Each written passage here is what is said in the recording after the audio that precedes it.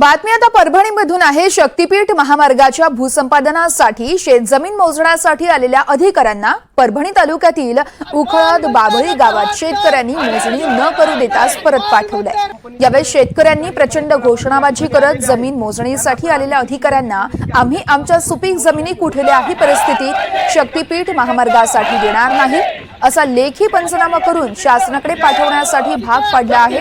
परभणी जिल्ह्यातून एकूण 71 किलोमीटरचा शक्तीपीठ महामार्ग जातोय आणि याच महामार्गामध्ये शेतकऱ्यांच्या मोठ्या प्रमाणात सुपीक जमिनी जाणार आहेत। भूसंपादनासाठी शेतकऱ्यांनी मोठ्या प्रमाणात मागील आठवडाभरापासूनच विरोध दर्शवला आहे। तसेच महाराष्ट्रामध्ये 14 ठिकाणी तर 4 ठिकाणी शेतकऱ्यांनी रास्ता रोको देखील केला होता। यावेळेस उखळद बाभळी बाधित शेतकरी मोठ्या संख्येने उपस्थित होते। शक्तीपीठ महामार्गाला शेतकऱ्याला आणि सामान्य जनतेला कोणता फायदा होणार आहे? एक तर ती शक्तीपीठ महामार्गाची लांबी 30 ते 40 फुटाच्या उंचीवरून आहे। नाही त्याला कोणती आजूबाजूची जमीन हे करणार वाहता येणार नाही, काही हे करता येणार।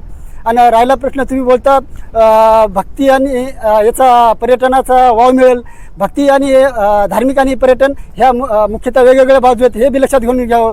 कारण जिथं धर्म आहे भक्ती आहे तिथं पर्यटनाला वाव नसतो आणि जिथं पर्यटन आहे तिथं धार्मिकतेला वाव नसतो, हे लक्षात घ्या।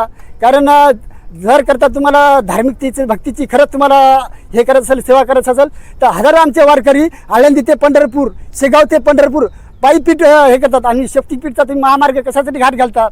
खरंच तुम्हाला तुमचा हे शक्तीपीठ नसून हा तुमचा भ्रष्टाचाराचा व्यासपीठ आहे, हे लक्षात घ्या।